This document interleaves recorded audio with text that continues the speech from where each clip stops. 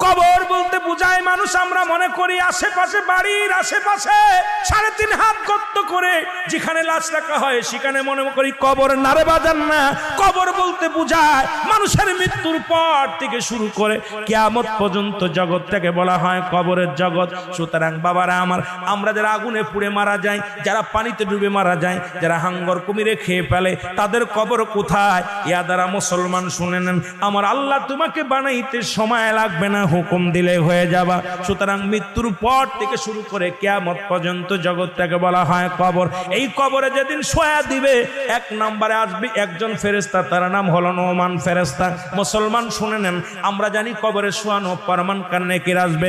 এই ভাইরা আমার, মুনকার নেকির আসার আগে নোমান ফেরেশতা আসবে, কবরে ঢুকে যাবে। সব মুসলমান ডাকতে বলবে, ভাই ওঠো, তোমার ভিতরে রূহটা দেয়া হলো।